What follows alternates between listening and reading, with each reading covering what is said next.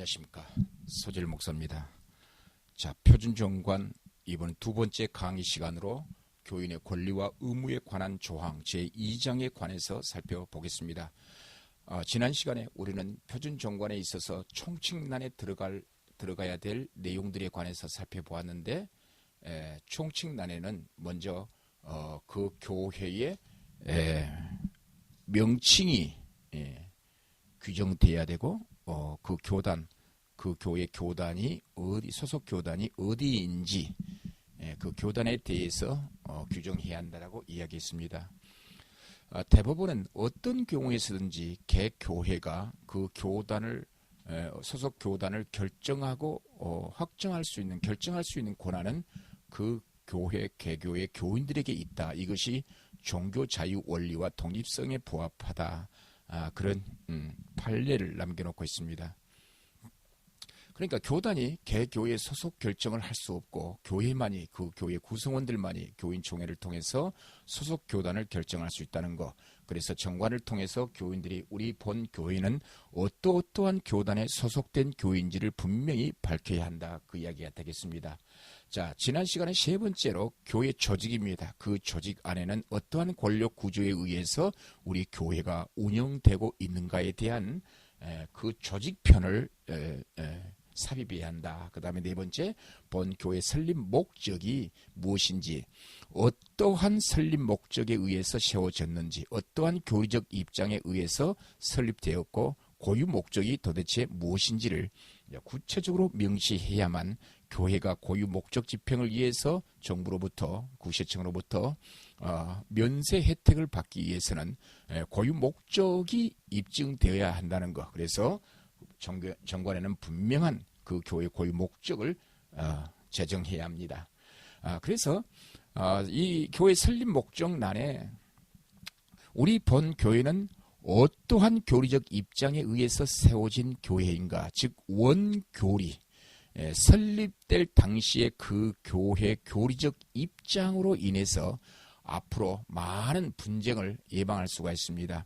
설립 목적 당시에 정관에 규정된 그 교리적 입장에 반대하면, 자, 2장에 와가지고는 그 교회 교인으로서의 권리를 누릴 수 없다는 거.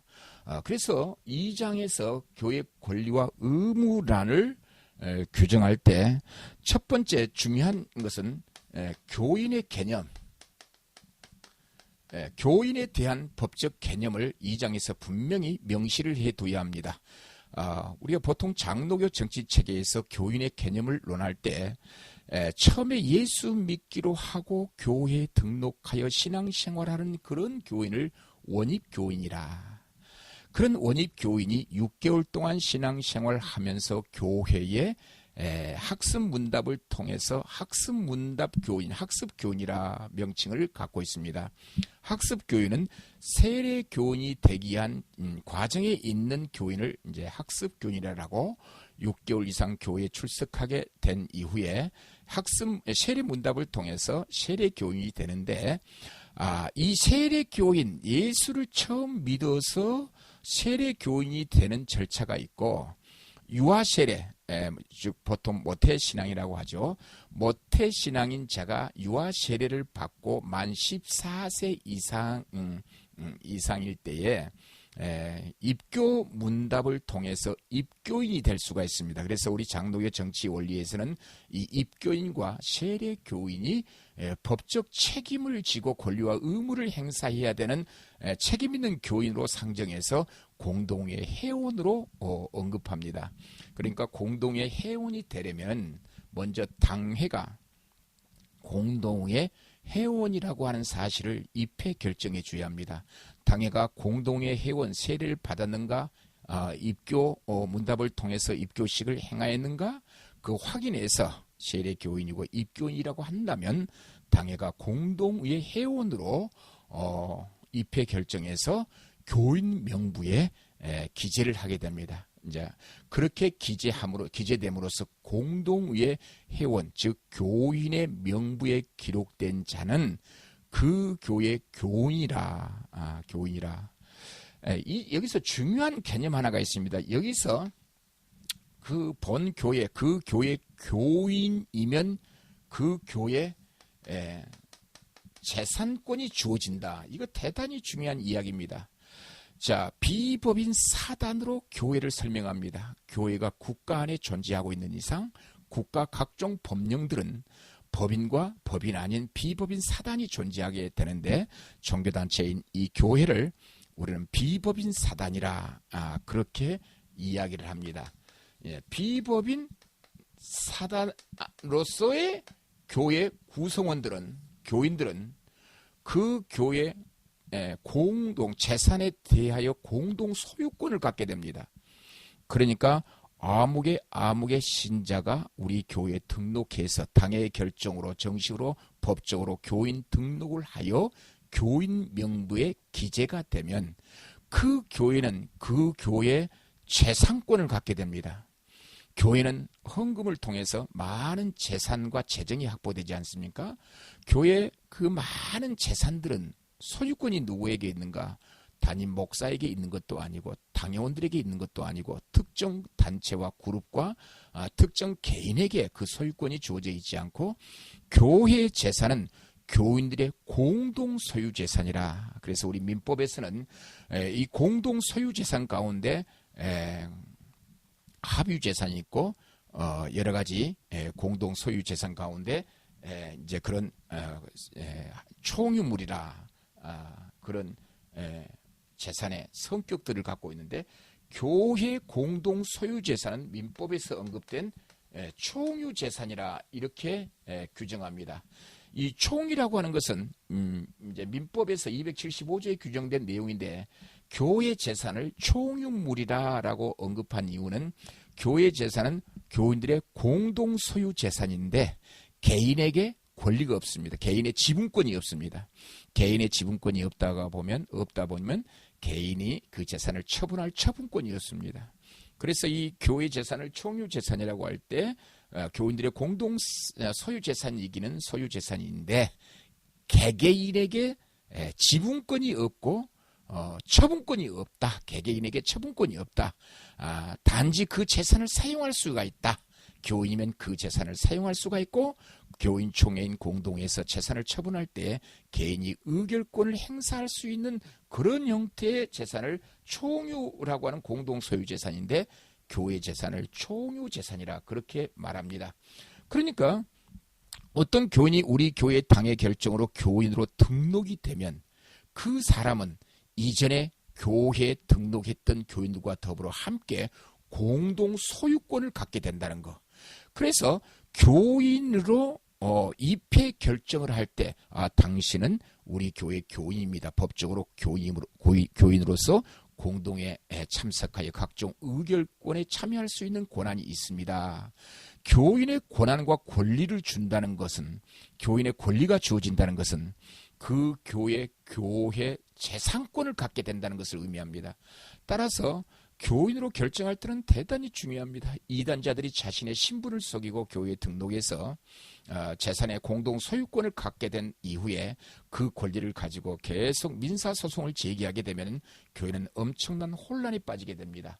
따라서 우리 본교회 교인으로 등록된 것은 곧 재산권, 공동 소유 재산권을 주어진 개념이기 때문에 교인 등록을 아주 신중하게 처리해야 합니다. 아무나 교회 주일날 예배 참석해서 등록 카드를 하나 제출합니다. 그래서 등록 카드를 제출하면 담임 목사님이 광고 시간에 아무개 신자가 오늘 우리 교회에 등록하였습니다. 그래서 이제 등록 교인이 되었습니다. 이제 그렇게 선언해 버리면 그 사람은 곧 교회 공동 소유 재산권을 부여해 버리는 결과를 가져온 겁니다. 그래서 등록은 그렇게 쉽게 처리되지 않는다는 거. 그래서 새신자가 처음에 교회에 등록할 때 등록이라고 표현하면 안 되고 등록 신청했다라고 표현해야 합니다. 아무개 신자가 오늘 우리 교회 처음 예배 참석하면서 등록 신청 카드를 제출하였사오니, 등록을 신청하였사오니 앞으로 당회가 적법한 절차를 거쳐서 입회 결정될 때까지, 우리 본교회 구성원으로서 공동의 회원으로 결정될 때까지 서로 격려하시기를 바랍니다. 본교회 교인으로 등록하기 위해서는 세례를 받아야 되고 입교인이 돼야 되고, 그 다음에 일정한 우리 교회 교육을 받아야 이수해야 되는데, 우리 교회는 몇 주 교육을 이수하여야 당회가 정식 교인으로 입회 결정을 하게 됩니다. 그렇게 충분한 설명을 해 줌으로써 처음 교회에 나와서 예배를 드려서 등록 신청 카드를 제출했다고 해서 등록 교인이 되지 않는다는 것을 분명하게 해 두어야 합니다. 자, 이렇게 해서 교인의 개념을 이 2장 교인의 권리 의무랑에서 가장 먼저 이 교인의 개념을 분명히 해야 되고요.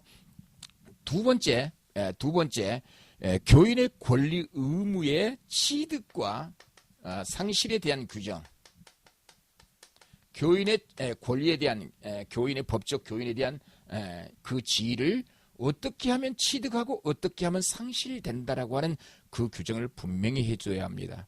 대한예수교 장로회 합동교단 총회나 여타 다른 우리 장로교 정치를 활용하는 교단들을 보게 되면은 그 교단 헌법에 6개월 동안 무고히, 까닭없이 무고히 6개월 동안 교회에 불출석한 교인은 교인의 권리가 중지된다. 그래서 그 헌법의 그 권리란, 중지된 권리는 선거권과 피선거권의 권리가 주어진 권리가 제한된다, 중지된다, 이제 그런 규정들을 갖고 있는데, 6개월 이상 불출석했다고 해서 교인 자격이 사라진 것이 아니라, 상실된 것이 아니라 선거권과 피선거권에 대한 권리만 중지될 뿐입니다.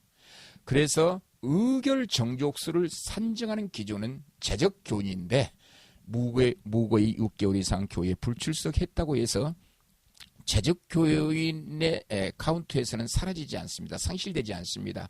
교인의 지위는 존재하지만, 유지되지만 그 권리가 중지될 뿐이다. 그래서 6개월 이상 교회에 나오지 않더라도 재적 교인에 합산해야 합니다. 이것이 대한예수교 장로회 합동측 104회 총회에서 헌법대로 하기로 가오며 그렇게 결의한 바가 있습니다.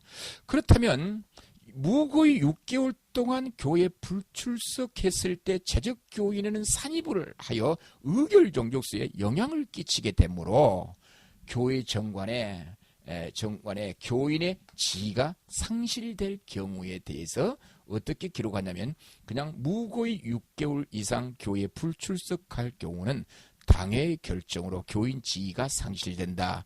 그런 규정을 반드시 두어야만 나중에 교단 탈퇴나 정관 변경, 의사 의결 정족수가 필요로 하는 어떤 중요한 안건을 결의할 때에 6개월 이상 불출석한 교인들을 재적 교인에 산입하지 않고 그 사람들을 별명부에 관리해서 재적 교인에 포함시키지 않고 재적 교인을 산출하는 아주 유익한 그런 근거가 될 것입니다. 그래서 어떠한 경우에 교인의 지위가, 권리가 취득되고 어떤 경우에 상실된다는 사실을 분명히 둬야 합니다. 이제 세 번째, 교인의 권리인데, 교인의 권리, 교인은 여러 가지 그 교인으로서 누려야 되는 법적 지위들이 있습니다. 각종 청원권을 청원할 수가 있고, 예배 참석할 권리, 물론 그 예배 참석할 권리임과 동시에 의무이긴 합니다만은, 교인의 권리는 가장 중요한 것은 그 예배당을 사용할 수 있는 권리, 예배를 드릴 수 있는 그 권리, 이걸 우리 민법에서는 사용 수익권이라, 그 교회 교인이면, 당회가 교인으로 법적으로 인정해주면 그 교인은, 등록된 교인은 그 교회 재산을 사용할 수 있는, 건물을 사용할 수 있는 권리, 사용 수익권이 있다는 겁니다. 그래서 한번 교인으로 입회 결정을 하게 되면은 그 사람은 그 교회에 출입할 때 출입을 막을 수가 없다는 거. 그러나 교인 지위가 박탈되면 교회에 출입할 수가 없다. 그 말은 뭡니까? 사용 수익권이 상실된다. 이런 규정들을 정확하게 해놓지 아니하면은 이단자들이 자신의 신분을 속이면서 등록을 했습니다. 혹은 교회에 정상적으로 등록한 이후에 이단에 포섭되어서 이단에 빠진 경우가 있습니다. 그런 사람들을 교회 예배당을 사용하지 못하도록 해야 합니다. 소위 말해서 교인의 권리를 박탈 상실시키지 않냐면 그들을 교회 재산을 건물에 출입을 막을 길이 없습니다. 그래서 이단자들이 출연하게 되면은 이단자들이 등장하게 되면은 그 이단자들은 총칙에서 교리적 원교리 교회가 설립 당시에 우리 교회 원교리를 위반하였으므로 당신은 우리 교회 재산을 사용할 권리가 없다. 그래서 교인 지위를 박탈시키는 규정을 두면 아무런 문제가 없습니다. 그래서 내가 교인의 권리를 위법적으로 박탈당했다고 하여 법원에 소송을 제기하게 되면은 법원은 교리와 그 해석에 관련된 문제일 것 같으면 사법심사 대상에서 제외시키면서 기각시켜버립니다. 각하시켜버립니다. 이것은 우리 종교 내부의 교리와 그 해석에 관한 문제로서 이 사람의 우리 교회 설립 당시에 원교리는 이러이러한 교리를 갖고 있는데 우리 교회에 출석하여 우리 교회 설립 목적에 부합한 교리를 반대하여 이단을 주장하였으므로 여기 2장에서 규정한 교인의 상실 박탈 규정에 따라 교인의 지위를 박탈하였으므로 저 사람은 우리 교회에 출입할 수가 없습니다. 사용 수익권을 총유 물권을 박탈시켰으니 사용할 수 없으니 우리 교회에 출입할 수 없습니다. 그래서 법원은 출입금지 가처분 소송에서 인용해주는 그런 아주 유익한 제도들이 많이 있습니다. 이런 제도를 충분히 살려야 합니다. 자, 이런 권리는 교인이면 교회 예배당을 사용할 권리가 있는데 그 예배당을 사용할 때는 아무렇게나 사용한 것이 아니라 그 교회 정관에 따라 그 예배당을 사용한다는 거. 11시에 본당에서 예배를 드리고 있는데 교육관에서 한 50명이 모여서 우리는 교인이기 때문에 예배당을 사용할 권리가 있으므로 교육관에서 우리 11시에 50명이 모여서 100명이 모여서 별도로 예배를 드리자. 그런 행위들은 그 사용 수익, 사용하는 그 권리는 그 교회 정관의 규정에 따라 사용하는 겁니다. 그래서 11시에 본당에서 예배를 드리기로 당회가 결정했다고 한다면 그 결정을 위반한 자는 그 교인의 권리를 상실 박탈시켜서 교회에 출입하지 못하게 할 수가 있습니다. 이런 내용들을 구체적으로 정관 2장에서 규정해야 합니다. 그래서 권리가 주어진 다음에 이제 권리와 의무를 규정하고 여기 네 번째는 이제 권리를 어떤 경우에 제한한다. 제한 규정도 두어서 교회에서 특정 세력들이 교회 분란을 일으켜서 그 교회가 갖고 있는 그 어떤 원칙과 규정들을 해체해서 분쟁으로 가려고 하는 그런 사태를 미연에 막을 수 있는 길은 바로 이 교인의 권리와 의무란 제2장에서 정확히 이런 내용들을 규정하게 되면은 아주 좋을 것으로 보입니다. 자, 교인의 지위를 박탈시킬 때에도 아무렇게나 박탈시키지 않습니다. 그래서 여기 2장에서 이 취득과 상실란에서 어떻게 하여 교인 지위를 박탈시킬 것인가에 대한 규정을 둬야 합니다. 어떤 자가 내가 절차적 불법으로 내가 교인을 지위를 박탈하였으므로 내 지위를 회복시켜 주세요. 내 지위를 확인시켜 주세요. 그리고 당의 결의를 무효화시켜 주세요. 이제 그런 소송을 법원에 제기했을 때 교회 입장에서는 거기에 대항하여 소명할 수 있는 자료를 정관에 규정된 내용으로 법원에 제출해야 합니다. 따라서 본 교회는 이러이러한 교인의 지위를 박탈시킬 때에는 이러이러한 절차에 의해서 이러이러한 원인으로 이러이러한 절차에 따라서 교인 지위를 박탈한다라고 하는 이 규정에 따라 우리는 교인 지위를 박탈하였으므로 아무런 문제가 없습니다. 이렇게 교회가 소명할 수 있는 법원에 소명할 수 있는 법적 근거를 교회 정관으로 제시해야 한다는 것. 따라서 표준 정관의 제2장에서는 이러한 내용, 교인의 개념, 그 다음에 그 교인에게 주어진 권리는 그 교회 재산을 사용할 권리가 있다. 왜냐하면 교인이게 되면 교인으로 이제 입회 결정이 되면 그 교회 재산을 사용할 수가 있고 공동 소유 재산권을 갖기 때문에 그러한 교인들을 마음대로 출입을 금지시킬 수 없다는 거.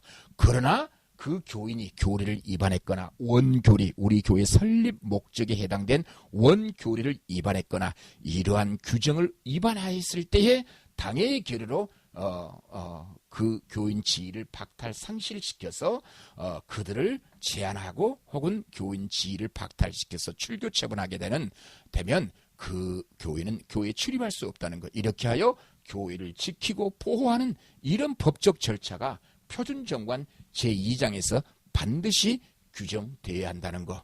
그래서 아무렇게나 당신 우리 교회 나오지 마세요. 그렇게 해서는 안 됩니다. 당신은 여차여차 이런 절차에 의해서 이런 결정으로 당신은 우리 교회 설립 목적에 반함으로 당신은 우리 교회 교인의 권리를 누릴 수 없게 되므로 그 교인 지위를 박탈시킵니다. 라는 그런 선언으로 공포로 그런 교인을 출입하지 못하게 하여 교회를 지켜나가는 거, 이단들로부터 교회를 지켜 보호하는 거 대단히 중요하다 생각합니다. 그래서 누구든지 본 교회 교인의 권리를 유지하려고 한다면 총칙에서 언급된 설립 목적의 교리적 우리 본교의 원교리를 그대로 지키고 순종해야 되고, 이걸 지키지 않거나 다른 교리를 다른 성도들에게 적극적으로 전파하는 행위는 교인 지위를 박탈시키는 그런 법적 제도를 두어서 교회를 지켜나가면 되겠습니다. 자, 오늘은 표준정관 제2장 교인의 권리와 의무에 관해서 살펴보았습니다. 자, 다음 시간에는 직원, 교회 직분, 직원, 교회 직분자, 그 다음에 행정관리 직원까지를 포함해서 다음 시간에 살펴보면서 좀 근래에 이제 이제 종교인 과세 시대입니다. 종교인 과세 시대고, 교회도 이제는 사업장으로 대법원 판례가 교회를 사업장으로 판단한 이상 교회도 직원들에게 어떤 법에 의해서 교인의 행정관리 직원들이 어떻게 해서 교회 직원으로서의 임무를 감당해야 할 것인지 다음 시간에 직원에 관해서 살펴보았습니다. 감사합니다.